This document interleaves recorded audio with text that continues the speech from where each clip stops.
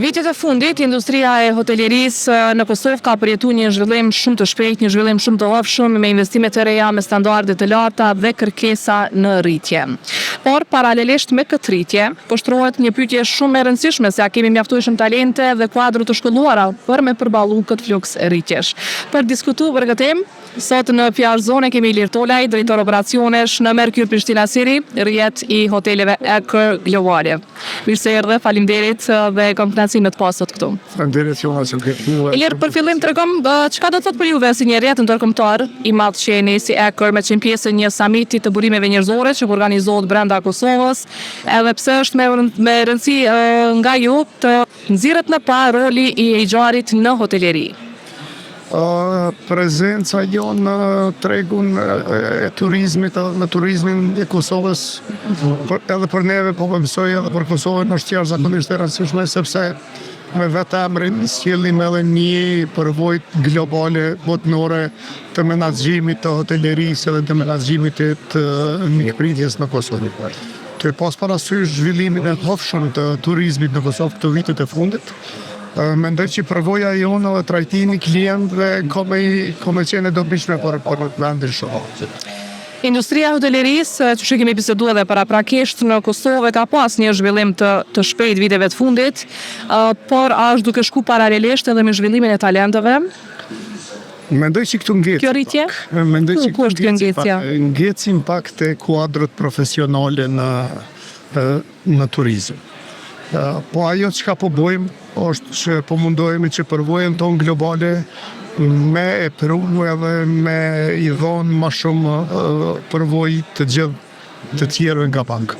Kemi vendosë komunikime të ndryshme me kompani cilat aftësojnë të rritë, kemi provu që atyre t'ju sigurojmë një vend pune qoftë gjatë studimeve për me mujtë që edhe ata me kry studimet, po edhe neve me nëndimu në kryerjen e shërbimeve. A mendon që edhe interesimi për studime, për gastronomi, për hoteleri në përgjithësi është i ullët?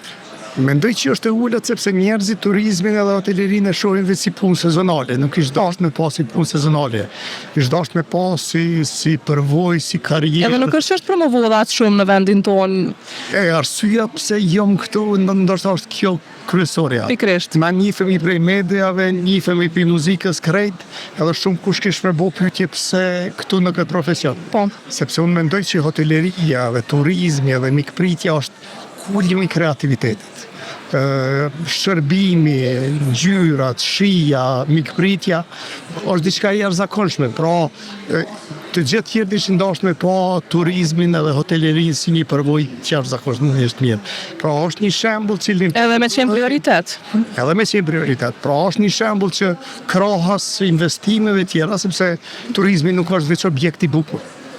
Nuk është në ndërtim, nuk është turizmi edhe mikpritja është përvojë, është... Ne dimi me bo kogja mirë. Dimi me bo, ka njerë që dimi me bo shumë mirë, veç duhet me i marë edhe me i nxjerrë në pa edhe me i dhonë mundësi me bo. Edhe me pas një background profesional, pse jo? Po. Cili është roli e agjarit në këtë rast? A bëhet fjalë vetëm për rekrutim apo edhe diçka më shumë? I përmendëm më herët edhe trajnimet? Jo, roli e agjarit është shumë më shumë se sa veç rekrutim. Roli e agjarit është krijimi i mirë i ambientit të punës për punëtorët, trajtimi mirë, gjatë rrugtimit të çfarë do lloj biznesi punëtori nuk ishtë dashur me uni që e kryen një punë veç për ty. Ishtë dashur me uni pjesë e ndërtimit, e të njëjtit kapacitet, e të njëjtit rrugtim, qoftë të dështimit, qoftë të suksesit, duhen me uni krenar punëtorët.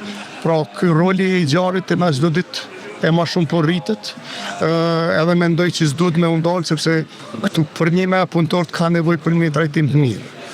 Ajo është çka po mundohemi me bëj çdo ditë, sepse në fakt konkurenca nganjëherë nuk është veç pagë. Nuk është pagë më e mirë, nuk është konkurenca, është nganjëherë edhe trajtim më i mirë. Pra nuk mundesh me i ofru dikujt veç pagë më të mirë nëse e trajton keq. Dalim të mirëqenia e punëtorëve pastaj. Tregon diçka që ke përfitu, ke mësu diçka të re dhe shumë të mirë që e keni implementuar edhe në Kosovë nga rrjeti Eker. Besoj që kanë politika shumë të mira të hotelerisë, diçka që ju ka lënë shumë përshtypje. Ajo që na bën të veçantë edhe që na bën më të lehtë punën është sepse ka një guideline, ka një libër të punëve cilat duhet me respektu prej kompanisë Accor edhe prej qoftë kompanive tjera si Accori, cilët të kam përvojë gjatë në hoteleri. Pra, krejt që ka na duhet është veç me respektu ato edhe me i apliku në ambientin ku na punojmë. Po mësimi është i jashtëzakonshëm sepse nuk s'ke nevojë me fillu prej fillimit, ke nevojë veç me u përmbajt normalisht në hapësirat ku operon, ish dashur me u implementu në mënyrën më të lehtë me njerëz që i ke përreth. Ja përmendëm më herët që turizmin tek ne shumica e shohin edhe si punë të përkohshme sezonale, madje edhe shfryzojnë kohën e verës me lëviz edhe jashtë Kosovës për me tregu aftësitë e tyre ose me zhvillu këtë profesion. Qysh mundet me u bë industria e hotelerisë këtu tek ne më tërheqëse? Çka duhet me bë ne si shtet apo si shoqëri apo edhe ju si kompani që me bë më tërheqëse këtë punë? Unë thash që veç s'mundemi me bë. Pra has brendeve të mëdha sikur Accori që vjen me Merkurin në Prishtinë, duhet edhe shteti me shkollat e turizmit, me shkollat e hotelerisë. Duhen krejta me bo marrëveshje që gjithë studentët me pas studimin më të lehtë. Mund kujtohet gjatë udhëtimeve të mia për me mësu për hotelerinë, derisa ku më udhëtu në Turqi. Në Stamboll ka shkollat e hotelerisë. Po njëkohësisht krahas shkollave të hotelerisë kanë edhe hotelet ku njerëzit nuk i ndrojnë hotelet, po shkojnë aty edhe me pa përvojën e studentëve, po edhe me i ndihmu me studiu. Krejto shkolla mandej kanë marrëveshje me hotelet ku i ofrojnë kapacitetet njerëzore që me pas partit operimi. Pra, këtë punë duhet me bo bashkë, duhet me bo komuna, na sot jemi në një pozitë ku nuk e kemi një harë turistike të qytetit. Beson që se cili qytet duhet me vendos pika turistike me cilat pretendon që ti me matje tua që jenë më rëndësi. Ishdash qyteti si qytet me pas një harë turistike me cilat ti orienton njerëzit sepse masat nuk mundesh me i orientu në bazë të bindjeve tua. Tush me i orientu në bazë të perceptimeve edhe ato që ka ne qojnë turizëm edhe hoteleri. Pra, është punë e jashtëzakonshme cilin duhet me bo bashkë. Qoftë me Ministritë të Turizmit, Ministritë të Kulturës, qoftë me Departamentin e Kulturës, me edhe të turizmit në kuadër të komunës Prishtinës, është punë cilin çdo ditë e bojmë, po edhe s'bën me ndalë sepse është punë e madhe. Ndeshta me shtu këtë faktin edhe kur flasim për zhvillimin e shpejtë të turizmit, viteve të fundit kemi parë edhe shumë festivale që i kanë sjellë Kosovës turistë të huaj, edhe është diskutuar shumë mungesa e kapaciteteve për me akomodu këta turistë që kanë ardhur për çfarë do lloj eventi që po organizohet në Kosovë, sepse fatmirësisht jemi bërë një epicentër në rajon si për festivale, si për evente të tilla që po sjell mira njerëz. Çka mendon ku çalojmë këtu, i kujt është faji që nuk kemi hapësirë apo s'kemi akomodim mjaftueshëm, sidomos gjatë sezonit? Unë mendoj që ka akomodim mjaftueshëm sepse edhe bota po përballet me të njëjtin problem. Shembull, është qetësim global.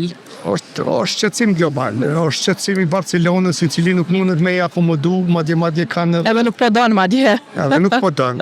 Kanë edhe ankesa të mëdha për shkak se turizmit, sepse as shteti si shtet nuk ka kapacitet me i menaxhu krejto Airbnb-ja, hotele tjera. Pra, ajo çka duhet është vetëm me pas një kontroll të cilësisë. Sepse nga një herë turizmi nuk matet me ardhin e një musafiri në vit. Turizmi matet nëse i njëjti musafir na vjen vitin e dytë. Sepse gjithmonë vitin e parë ka me pas njerëz për kërkesa. Po, shtrohet pyetja, këta njerëz a kanë mbetë të kënaqur prej? Pra po dalim te eksperienca. A kanë mbetë të kënaqur njerëzit edhe a na vijnë vitin e ardhshëm? Na duhet me punu në koha fatgjate që njerëzit me na ardhë çdo vit. Jo me qenë të kënaqur që sot jemi mirë, po nesër nuk na vijnë lol. E vërtet. Për fund, nëse kishe dhënë një këshill çdo biznesi, çdo hoteli në Kosovë, cili është hapi i parë që duhet me ndërmarr për me ndërtu një ekip të fortë edhe të qëndrueshëm, që është edhe një prej sfidave që tham në fillim në hoteleri? Ndoshta këshill nuk kisha me i dhënë të tjerëve, kisha me shfaq një përvojë edhe një në mënyrë të operimit tonë. Na në Merkuri nuk kemi kriju veç ekip me punu. Kemi kriju një kulturë të punës, po mundohem me kriju një familje e cila për një men njëhet pjesë e rrugtimit tonë. Një punëtor i cili është i hapun me prorët. Një punëtor i cili e një vetëm pjesë e suksesit, i cili nuk kish me të ndu qoftë një rrugë më e mirë në Gjermani, sepse përveç tjera shtash, du të me pas një sigurim, du të me pas një trajtim të mirë, një sigurim shëndetësor, një gjithë shka. Pra, mundet me qenë këshill, mundet me qenë kërkes që ndërtojnë ekipet e punës, me qenë edhe ekipe në cilat ndërtojnë edhe kulturë të punës. Ka harmoni, ka komoditet, fleksibilitet. Pjesa më e rëndësishme. Faleminderit shumë i lirë. Ishte kraci, faleminderit që një pjesë e power të i gjarë.